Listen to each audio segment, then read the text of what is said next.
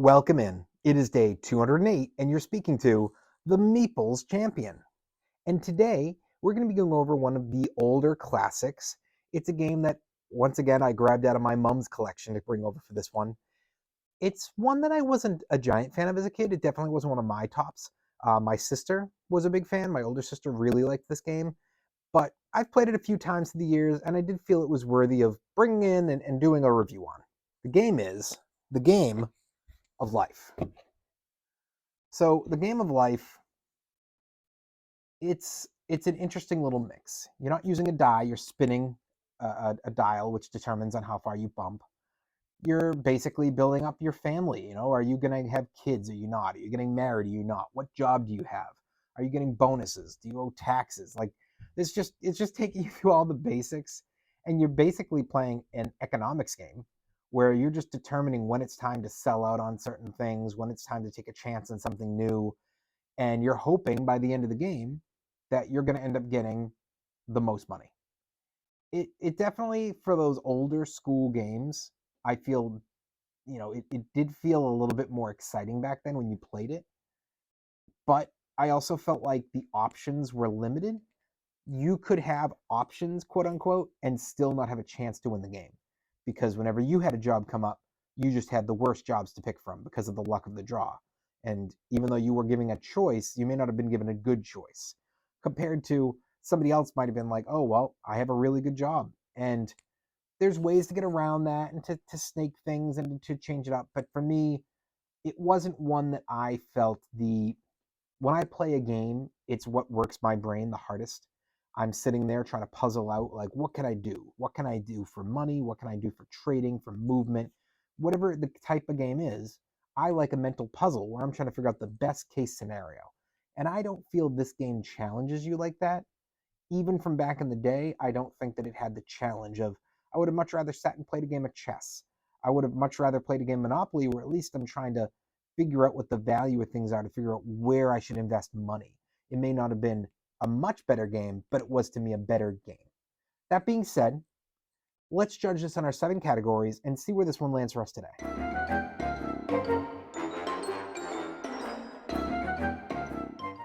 When it comes to the art for this, back in the day, I think that this was an amazing front cover. I remember every time I would see the box being like, wow, that looks great. I didn't like the result when I'd play, but it looked great. And the board too, it was very colorful. It was a story being told of where you were going. I think that it did a great job in that respect in the day. Today, I don't think it's horrible, but it doesn't stand out. And it doesn't have the right message being sent. It's too colorful. It's too wide open. It's too big of a box. They need to reduce this and do something new with it. Now, this is the original box that we've had now for probably like 20, 30 years at my parents' house.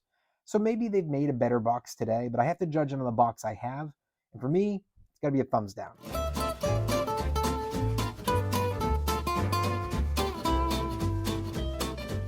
Your components. I mean, the components have held up. The cards are still really good. I really like those. I do think that while the car's okay, the people and the babies, like, I don't like the little pegs. For me, those aren't really good. I think that they're too easy to lose. I think that they easily can break. It just doesn't work for me. The money is a Monopoly style money, and I hate that style money. It's way too easy to rip, to crumble up. Yes, you can replace it technically easily. Hey, it's just, let's go and find some other version of the game and see if you can get it, reasonably cheap and out of that money, or grab money from Monopoly. But you need to have the components from your game last, and that money isn't going to last. And those characters, they're not going to last. For me, it has to be a thumbs down.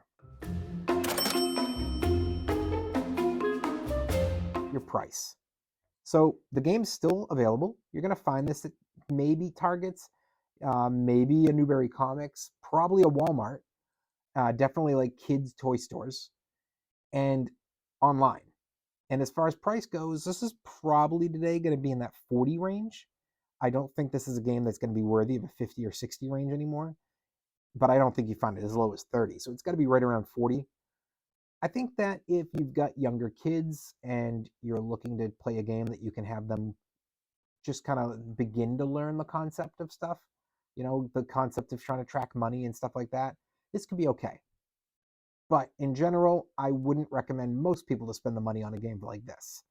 But for your kids, I think it's fine. I just don't think beginners, experienced experts would touch this. And that means it's got to be a thumbs down. Your difficulty. This jumps right back into those 4 levels. I think that this is okay to learn for a kid. I think that's fine. And I think you can learn it as a beginner, but it's not a game I would ever recommend any of my older beginner players to learn. It's way too small. You don't have to learn anything. You just start playing and you're going to find yourself bored. For me, this only hits for kids. The difficulty is just too simple. It's got to be a thumbs down.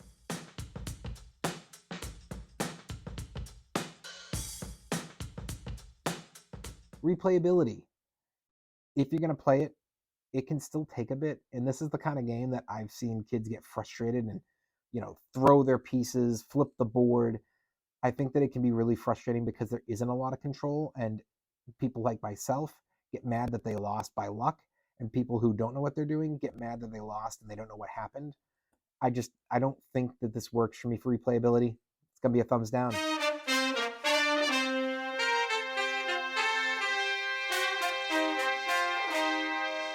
Keys to victory. The keys are supposed to be the idea of, what are you supposed to invest in? Are you going to college? Are you having a family? Are you going to have a better job? Are you going to go for having kids? You have to pick all these pieces. But I honestly just don't think that there's many keys. You're just picking the best route. And once you play a few times, you start to realize, oh, I definitely am going to go to college every time. Oh, I'm definitely going to try to get this. I don't want the kids. And eventually you just get to the point where the game's very straightforward and you go, it's really this one path. This is the path. Yes, if I have a best case scenario, that path could win compared to a worst case scenario here. But the average scenario, this is going to win. I don't like that. It's not keys. It's just figuring out your best map and then saying, let's play again. And then you do exactly that. That's not fun. Thumbs down.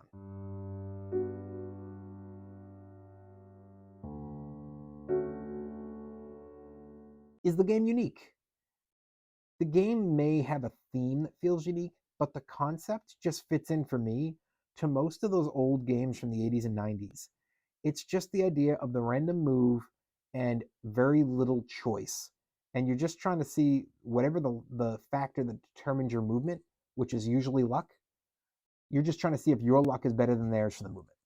I just don't think that this is unique. I think it fits into this bunch of dozens of games that all had the same concept and had different themes plastered on top of them. And for me, that has to be a thumbs down. Overall, what do I think? I don't think this is a game for your collection. I definitely don't recommend this, not only for experienced experts, adults, beginners who are adults. I don't even recommend it for those kids. They may be able to play it, and it may not be too difficult for them to learn, but is this the game you want them learning board games from? I think it sets a bad precedence. Yes, for my generation back in the day, these were the games we had, and then eventually we learned into bigger games.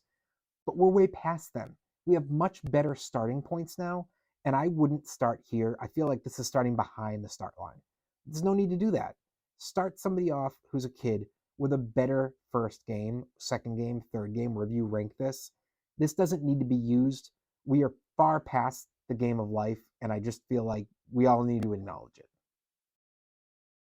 Well, it has been day 208. We've been speaking about the game of life. And you've been speaking to the Meeples Champion.